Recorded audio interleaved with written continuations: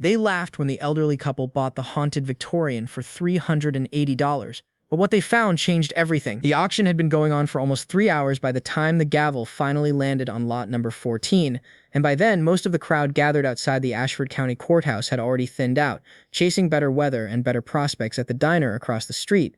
What remained of lot 14, a slumping 3-story Victorian at the corner of Miller and Vine, with a wraparound porch that sagged like a tired shoulder and windows boarded up so long the plywood had gone gray and soft at the edges, hardly seemed worth the wait.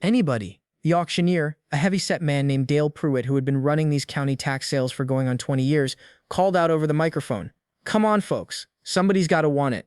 $380 in back taxes, that's all that's owed. Starting bid $380. Do I hear $380? Nobody moved. A ripple of laughter passed through the dozen or so people still lingering near the folding chairs. Everybody in Ashford knew the house on Miller Street. Everybody had grown up telling stories about it. The widow who'd supposedly died alone in the upstairs bedroom back in the 60s and was never quite found in time. The lights that flickered on in the attic window on certain nights even though the power had been cut off for a decade. The local teenagers who dared each other to spend a night inside and always came running out before dawn with some story about scratching in the walls. It was less a house at that point than a local legend with a leaking roof. "I'll go $380, said a voice from the back, and heads turned. Harold Weller was 74 years old. A retired machinist with a bad hip and a windbreaker that had seen better decades, and he was standing with one hand resting lightly on his wife Dottie's shoulder, the other raised just slightly, like he wasn't entirely sure he was allowed to bid at all. There was a pause, then more laughter, not unkind exactly, but not exactly kind either. The sort of laughter that comes from people who've decided something is funny before they've fully worked out why. "Harold, you serious?" called out Gary Meacham, who ran the hardware store 2 blocks over and had known Harold for the better part of 40 years. "That place is falling in on itself. You're going to spend $380 on a house that's going to cost you $380,000 to fix? Maybe I like a project," Harold said, and Dottie, beside him, just smiled the small private smile of a woman who had heard this joke from her husband 100 times before and had decided, once again, to let him have it. Dale Pruitt, sensing an actual bid forming, straightened up at his podium. "We got $380 from Harold Weller. Anybody want to go $390? $400? Come on, folks, it's a corner lot." Nobody did. Nobody wanted the house on Miller Street badly enough to pay $10 extra for the privilege of owning Ashford's most famously cursed piece of real estate. And 30 seconds later, the gavel came down, and Harold Weller, a man who, by his own admission, had never fixed so much as a leaking faucet without calling his son-in-law first, became the proud owner of a 131-year-old Victorian mansion that most of the town referred to, without any real malice, as the haunted house on Vine. To understand why Harold did it, you have to understand a little about Harold and Dottie Weller, and about the year that had led them to that folding chair outside the courthouse. They had been married 51 years. They had raised 3 children in a modest ranch house on the other side of town, a house they'd sold 2 years earlier when the stairs had become too much for Dottie's knees and the yard too much for Harold's back. Since then, they'd been renting a small 2-bedroom apartment above a laundromat, a perfectly serviceable place that neither of them had ever once described, in 51 years of marriage, as home. Harold had worked the same machine shop floor for 38 years before his hip gave out for good. Dottie had spent 3 decades as a school librarian 2 towns over, a job she still talked about with more warmth than either of her hips or her husband's hip combined. They were not wealthy people. They were not people who had ever, in their long life together, done something reckless. The apartment above the laundromat wasn't a bad place to live, exactly. It was clean, it was affordable, the landlord was decent about fixing things when they broke, but it also wasn't theirs in any way that mattered to Harold, who had spent 38 years on a machine shop floor building things with his hands and had never quite adjusted to a life spent renting square footage he wasn't allowed to so much as repaint without permission. Dottie noticed it in small ways over those 2 years. The way Harold would stand at their apartment window some evenings just looking out at nothing in particular, the way he'd taken to reading old real estate listings online, the way other men his age read the sports section, not because he was actually planning to buy anything, just because some part of him needed to keep imagining a version of his life that still had room to grow into something. But there was something about the house on Miller Street specifically that had lodged itself in Harold's chest the way certain houses do, for certain people, for reasons that don't always make sense from the outside. He had walked past it as a boy on his way to school. He remembered the house when it still had its original green shutters, when an elderly woman named Constance Marrow still kept a rose garden along the side yard that neighborhood kids weren't allowed to pick from but were allowed to admire. He remembered the house being beautiful, once, long before it became the town's favorite ghost story. "I just think somebody ought to try," he told Dottie the night before the auction, sitting at their kitchen table with a stack of county tax records he'd requested from the clerk's office. 90 years that house stood there being loved by somebody. Feels wrong, it should just fall down because nobody wants to bother. Dottie, who had learned a long time ago that arguing with Harold once his jaw had set a certain way was a losing proposition, had simply reached over and put her hand on top of his and said, "Well, we'd better bring good boots then." The laughter followed them for a while after the auction. Gary Meacham told the story at the hardware store for a solid month, usually ending with some version of poor old Harold, gonna get himself killed falling through a floorboard chasing ghosts. A few of the younger families in town, the ones who'd moved to Ashford in the last decade and only knew the house as a local curiosity from Halloween drives, took to posting pictures of it online with captions about the retirees who bought a haunted house. And for a little while, the Wellers were minor local celebrities of the gently mocked variety. Harold didn't seem to mind much. Dottie minded a little more than she let on, but she'd spent 51 years married to a man who did things his own way on his own timeline. And she'd learned that the best response to other people's opinions of Harold Weller was usually just to let Harold Weller keep doing what he was doing. What Harold was doing, as it turned out, was showing up at the house on Miller Street almost every single day that spring with a thermos of coffee, a set of tools that had mostly belonged to his own father, and, after the first week, once his son-in-law Pete got wind of the situation and couldn't stay away, a small rotating crew of family members who'd initially come to talk him out of it and stayed, one by one, to help. The house, once they were actually inside it and not just imagining it from the sidewalk, was in worse shape than any of them expected and somehow also not as bad as the town's stories had promised. There were no scratching sounds in the walls, no cold spots, no flickering attic lights, just water damage in the northeast corner where the roof had failed decades ago, a kitchen that hadn't been touched since possibly the Eisenhower administration, and layer upon layer of dust so thick that Dottie joked they could probably carbon date the place just from what had settled on the windowsills. But there was also, underneath all of it, exactly what Harold remembered from being a boy walking past on his way to school. Genuinely beautiful bones. Original crown molding that had somehow survived intact in 3 of the 4 downstairs rooms. A staircase banister carved from a single continuous piece of walnut, the kind of craftsmanship nobody in Ashford had the patience or the budget to replicate today. Stained glass transom windows above 2 of the doors that once Harold carefully washed a century of grime off them, threw small shards of blue and amber light across the hallway floor every afternoon around 4 o'clock. "You see that?" he said to Dottie the first time it happened, both of them standing in the hallway watching the colored light move slowly across the warped old floorboards. Dottie didn't say anything, she just took a picture on her phone, because some things you want to remember exactly as they happened. The work went slow, the way work always does on an old house being renovated mostly by a 74-year-old man, his wife, his son-in-law who worked full-time doing something with insurance, and whichever grandchildren could be talked into a Saturday of labor in exchange for pizza. They fixed the roof first, because Harold had been around long enough to know that nothing else matters if the roof's letting water in. Then the electrical, brought fully up to code by an actual licensed electrician because even Harold knew his limits. Then, slowly, room by room, the rest of it. Dottie took charge of the kitchen almost from the first week, standing in the middle of that Eisenhower-era wreck of a room with a notepad, sketching out where she wanted the new cabinets, insisting on keeping the original cast-iron sink even though 2 separate contractors told her it would be cheaper and easier to replace it. "That sink has probably washed 40 years of somebody's dishes," she told Harold. "I'm not throwing it in a dumpster because it's inconvenient."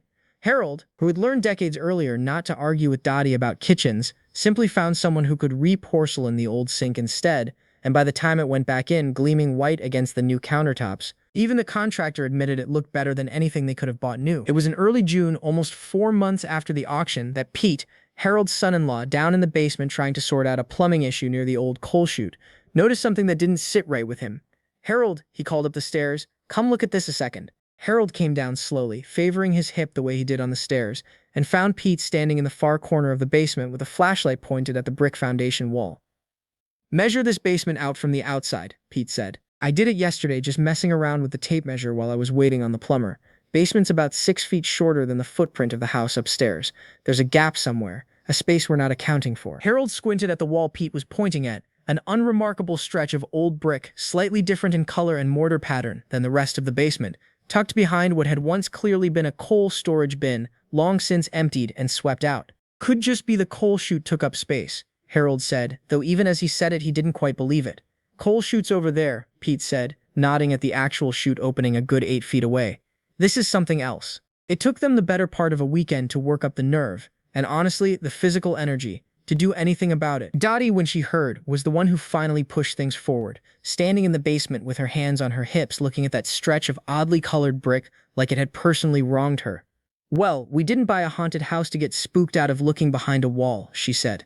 "Get the sledgehammer, Harold."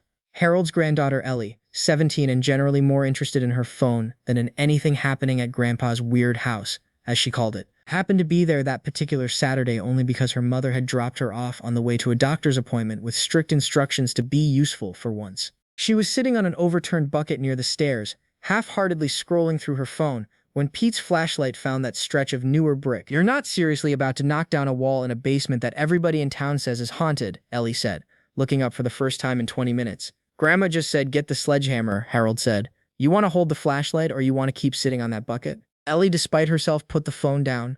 It took Harold 3 solid swings before the old mortar started to crumble, chunks of brick and dust raining down onto the basement floor, and by the 4th swing Pete had taken over, his younger back better suited to the work, while Harold stood back breathing hard, and Dottie held the flashlight steady, and Ellie, phone forgotten entirely now, filming instead on the very device she'd been ignoring the whole project for, watched with her hand pressed over her mouth. "There's a gap," Pete said, breathing hard, pausing to peer through a fist-sized hole that had finally opened up in the brick.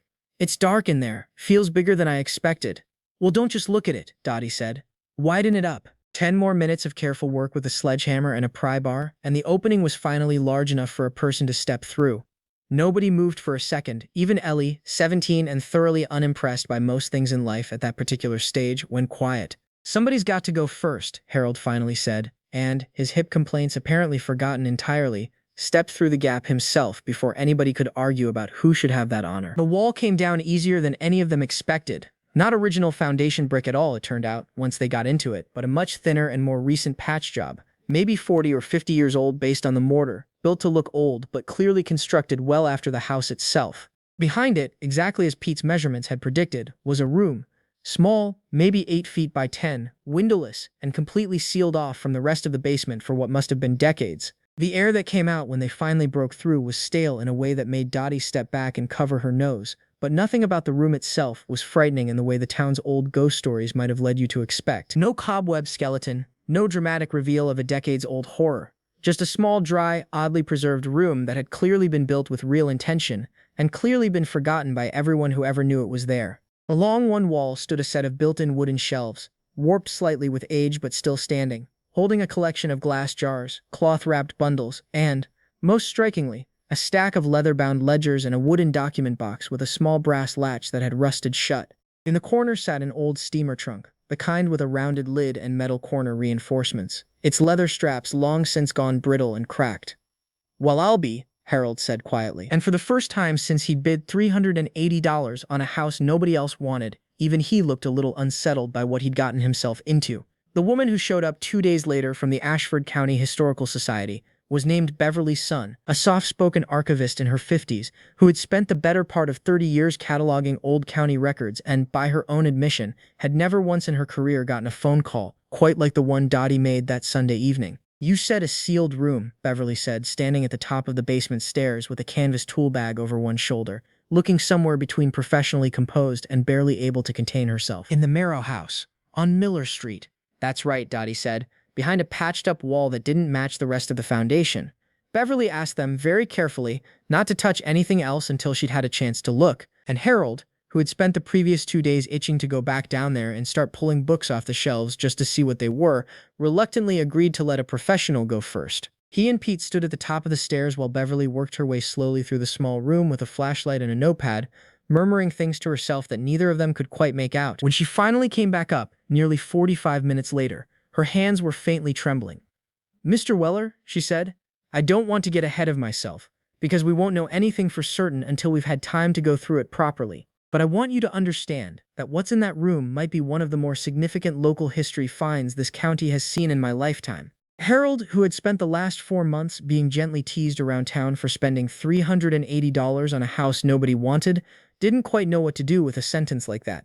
He just nodded slowly and said, "Well, take whatever time you need." It took the County Historical Society, once Harold and Dottie called them in a mix of excitement and genuine uncertainty about what they'd found, almost 3 weeks to go through everything properly. What emerged, slowly, was not a ghost story at all, but something that turned out to matter to the town of Ashford far more than any haunting ever could have. The house on Miller Street had been built in 1893 by a man named Josiah Merrow, a local timber merchant, for his new bride. Josiah and his descendants had lived in the house for 3 generations, right up through the elderly Constance Marrow that Harold remembered from his own boyhood. The woman with the rose garden, Josiah's granddaughter, who had lived in the house alone for the last 20 years of her life after outliving her husband and, as it turned out, after outliving a version of her family's history the town had never fully known about. Beverly's son and her small team worked through the ledgers page by page over those 3 weeks, cross-referencing dates against county shipping records, old newspaper archives kept on brittle microfilm at the regional library 2 counties over, and,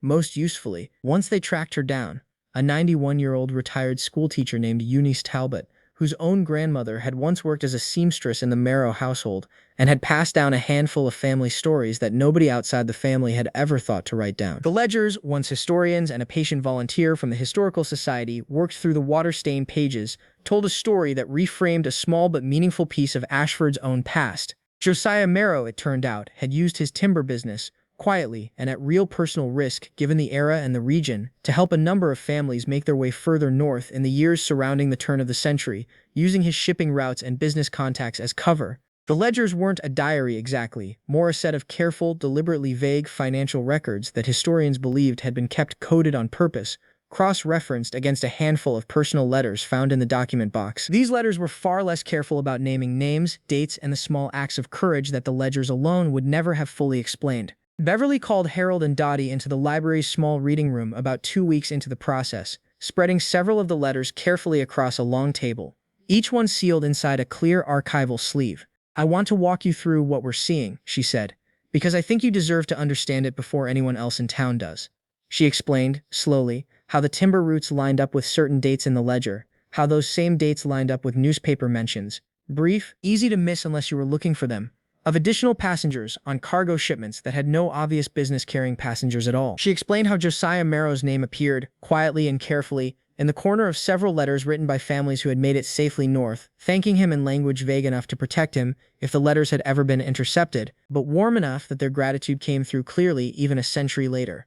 "He never once wrote any of it down plainly," Beverly said. "Not in anything we've found. He was careful his whole life. But his granddaughter clearly knew, or found out somehow, and she thought it mattered enough to protect properly, at real cost to herself, keeping a hidden room maintained in her own basement for the better part of 2 decades just to make sure none of this was ever lost to a house fire or a flood, or simple neglect." Dottie had reached for Harold's hand somewhere in the middle of that explanation and hadn't let go of it since. The hidden room, historians eventually concluded, hadn't been built to hide treasure or scandal in the way the town might have once assumed from an old spooky legend. It had been built, most likely by Constance herself sometime in the 1970s based on the newspaper scraps found lining one of the shelves, specifically to protect and preserve her grandfather's records, documents she apparently believed mattered enormously and had no one left in the family to entrust them to, and which she chose in the end to seal away rather than risk losing to fire, flood, or a family that had scattered too far to care. There was a letter near the top of the document box, in Constance's own handwriting, dated only a few years before her death, that the volunteer read aloud to Harold and Dottie in their newly refloored living room on a warm July afternoon, both of them sitting quietly on folding chairs because the good furniture hadn't arrived yet. "To whoever finds this room," the letter began, "I am an old woman now, and I have no one left to tell this to who will understand why it mattered so much to my grandfather to do what he did quietly, and why it matters so much to me that it not be forgotten simply because I could not find the right person to carry it forward. If you have found your way into this room, I hope it means this house is being loved again by someone who will understand that a house is only ever really a shelter for what people choose to protect inside it." Dottie cried at that part.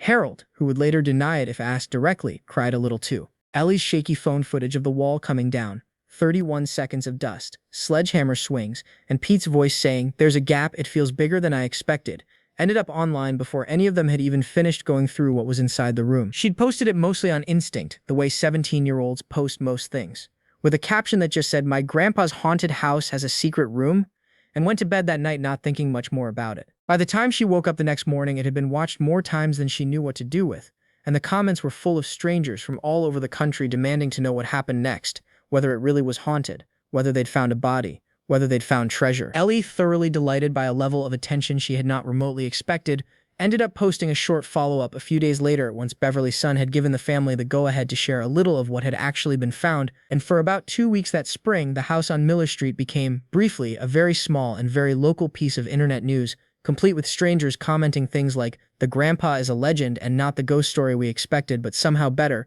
Harold found the whole thing mystifying. "I don't understand why people I've never met care what's in my basement," he told Dottie more than once, but he indulged Ellie's occasional requests to film him talking about the auction. He mostly did it because it meant she showed up at the house more often that summer than she ever had before, phone in hand, genuinely interested for the first time in a project she'd once dismissed as Grandpa's weird house. The town's response, once the story got out, and in a place the size of Ashford, a story like that gets out fast, especially once it wasn't just local gossip anymore, but something people 2 states away were commenting on, was a fairly complete reversal of the gentle mockery that had followed Harold and Dottie since the courthouse steps back in February. Gary Meacham, who had spent a solid month telling the story of poor old Harold and his haunted house at the hardware store, was among the first to show up at the Weller house with a six-pack and a genuine apology, standing a little sheepishly on the newly repaired porch. "Guess you found something worth $380 after all," he said. "Found something worth a lot more than that," Harold told him, and meant it. The Historical Society ended up working with the Wellers to arrange a small public exhibit of some of the Marrow ledgers and letters at the county library, alongside a plaque that now sits at the base of the porch steps. This plaque explains the house's real history rather than the ghost story version most of Ashford had grown up telling. A regional newspaper picked up the story a few months later, running a piece under the headline "The House Nobody Wanted Held a Secret Ashford Needed," which Dottie kept a laminated copy of taped inside her kitchen cabinet, next to the good dishes, where she could see it every time she reached for a coffee mug. Eunice Talbot, the 91-year-old retired school teacher whose family stories had helped Beverly's son piece together the ledgers in the first place, came to visit the house herself that fall, driven over by her granddaughter. She was moving slowly with a cane but insisting on seeing the room with her own eyes before she died, as she put it, with the blunt matter-of-factness of a woman who had earned the right to say things like that plainly. Harold walked her down the basement stairs himself,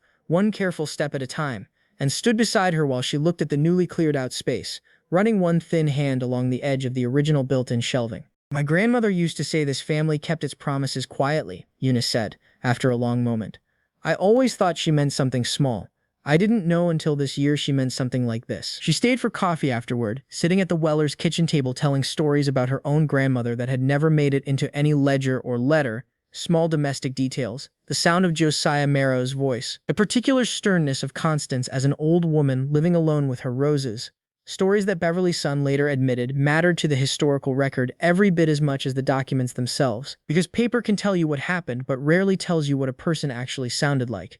As for the house itself, the Wellers finished the renovation slowly over the following year, room by room, the way they'd started. Harold with his father's tools, Dottie with her sharp opinions about paint colors, Pete showing up most Saturdays even after the basement mystery had long since been solved, because by then it had simply become a family habit nobody wanted to give up, and Ellie, too, showing up more often than any of them expected from a girl who'd once called it Grandpa's weird house, now telling her friends at school, with something that sounded suspiciously like pride, that her grandfather had found a piece of history nobody else in town had ever bothered to look for. They moved in permanently that following spring, 13 months after the auction, into a house with restored crown molding and a walnut banister polished back to its original shine, and stained glass windows that still threw shards of blue and amber light across the hallway floor, every afternoon around 4 o'clock. Exactly the way they had the very first time Harold noticed them. They kept the hidden room, once everything of historical value had been carefully removed and preserved by the Historical Society, as a small reading nook, Dottie's idea, unsurprisingly. Given 3 decades spent as a school librarian who had never quite gotten used to a life without a quiet room full of books nearby. She lined the original built-in shelves with paperbacks from the little free library she used to run out of her old apartment above the laundromat, and put a single reading chair in the corner where the steamer trunk had once sat, and a small brass plaque of her own, simple and handmade, screwed into the wall beside the door. It read, in Dottie's own handwriting, copied carefully from a letter written by a woman she had never met but had somehow come to feel she understood completely. Asterisk, a house is only ever really a shelter for what people choose to protect inside it. Harold still tells the story of the auction to anyone who'll listen, usually ending the same way every time, with the same small satisfied grin he'd had standing in that hallway watching colored light move across the floorboards for the first time. $380, he says. Best money I ever spent in my whole life, and everybody standing there laughed at me for spending it. Dottie beside him always just smiles the same small private smile she'd had at the courthouse that day, and lets him have it, the way she has for 51 years and counting.